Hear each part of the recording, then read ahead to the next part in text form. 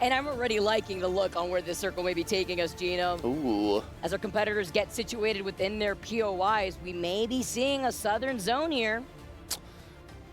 I wish it had pulled a thermal, but I don't think it will. There's lava there, don't you know? We can always hope. The conspiracy theory out here with the lava. Shout out to Snipe Down. Team here on the left panel, every single team has that Bangalore in position.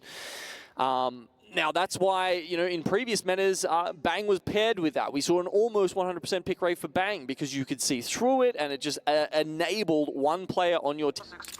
There's so many teams that you could coexist. We usually highlight that with Skyhook, but specifically Tree, it's not like the same typical you're inside of the same building, although these buildings do provide some of that extra space, but a lot of people could also play off the low ground, after the natural terrain, the rocks by the tracks as well. So many different angles that you could play off of the natural terrain here that you keep other squads in your line of sight without really putting yourself in a vulnerable position.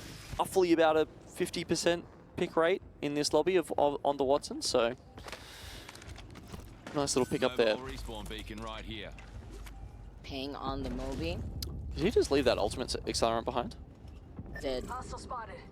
I hope not. Different priority. I hope not, because I know some people on Reddit are going to have something to say about that. Yeah, I mean, at least he's got the priority with the 12 shield cells. I think he's got enough out here.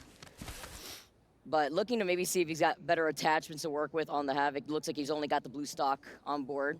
But double red, purple expected from Team Falcons as they are playing on the edge of the circle. It's scary playing off the low ground of that building because we know that there's a lip of the hilltop that exits out of the truck that you have on the outskirts of the tree buildings, that any squad on the high ground can just have free range here as Falcons forcibly climb their way up, get the first knock, make it two, and looking for the last dragon. Look how the way that they just forced their way up on the high ground, taking care of this team, gets another crack on a squad right in front of them. That's Crazy Raccoon. So they looked at Fennel, they're looking Crazy Raccoon, but Reject maybe coming up from right behind him or even low ground here. But how?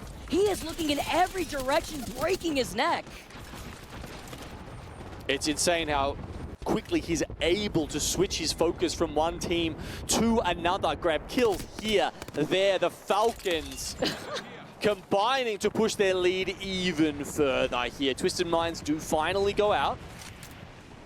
The fact that they looked at Reject, then they looked at Fennel, and then they still got the crack on Crazy Raccoon, who backed away, by the way, said, I don't want none of that business, and then still proceeded to hold their ground, are chasing after the solo that is Reject. Yeah, it's something just about their confidence, right? Because I feel like if you see other teams in that situation, they look, they see another team, they're like, oh gosh, we better calm down, we better, you know, not get sandwiched in between other teams. Falcons have just such ridiculous, unshakable belief in themselves, and why wouldn't you when you're so far ahead of all the other teams right now that they see another team and they're like, hey, there's a KP over there, guys, let's go get it.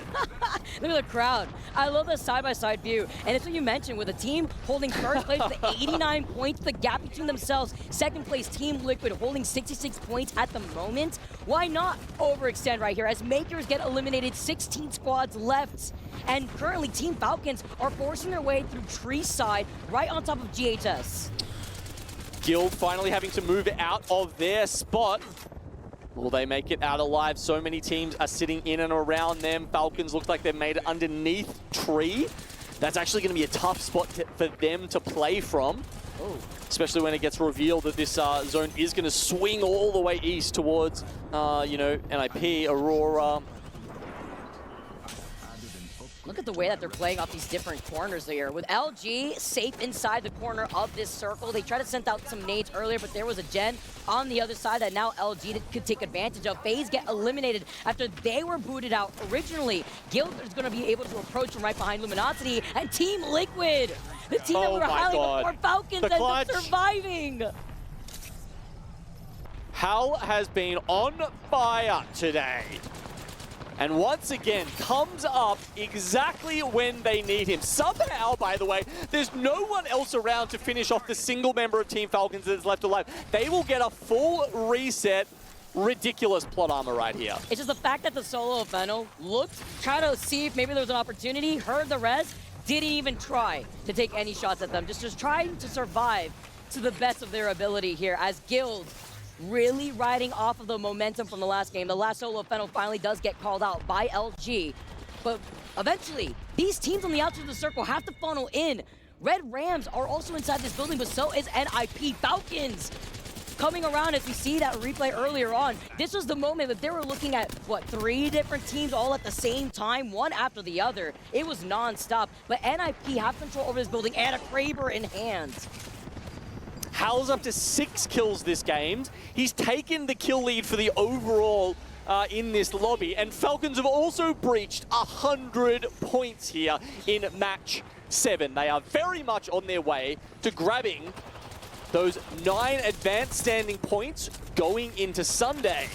That is huge. Also, the only team with full red Evos, by the way, 3-man Evos going into this next circle, even with LG now losing out on Funk. They have to start moving. Nasky with that huge Kraber shot, really changing the course to prevent them from trying to circle, keep them on the other side. Ninjas in Pajamas, 13th place here. We've mentioned that they've got Godspot. They have to convert this to improve their chances. Top 9, remember, that's what the teams need here. Top 9 to make it into the finals. How is Sweet still alive? That is insane.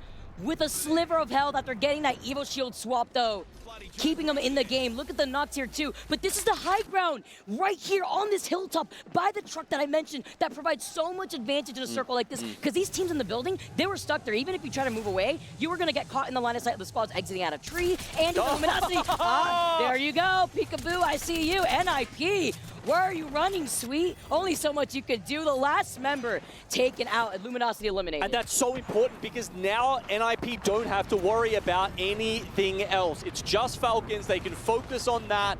They can plan it around. They've got 17 seconds until the zone starts to close.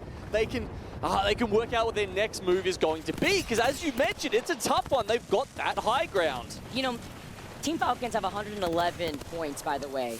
Ninja Pajamas have 30 points. It's just the perspective of the gap that we're seeing. Second place with Liquid have 73 points. And Falcons are looking to take a 3rd win under their belt. But NIP trying to cook up something here with the zip line on the other side. I mean, the gen's going to work here. NIP, they've switched over to the Watson to try and play this more edge play style. Zone play style. It's working here. They got Godspot. They've been able to neutralize that bang ult coming in towards them. Let's see if the other ultimates will allow them to get the win here. It's going to be tough. Falcons, 2 wins already in the 10 games total we've got here today. But look at that. Perfect vision. This means Hal can aim his nades even more accurately with the small amount of cover NIP have left. Nail in the coffin. Stop. Stop. They're already dead.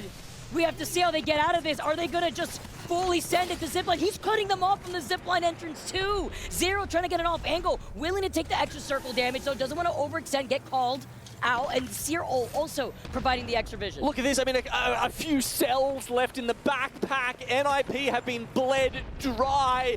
Can Falcons finish exsanguinating them here? Look at the way that they're jumping on top of these rocks. King of the hill, Pride Walk. Welcome to Kings, Team Falcons. Take another game, 3 dubs in the books. What a dominating team. Look at Zero, no pop-up necessary here, just all smiles as Hal's like, we got another one. Jen, another day at work.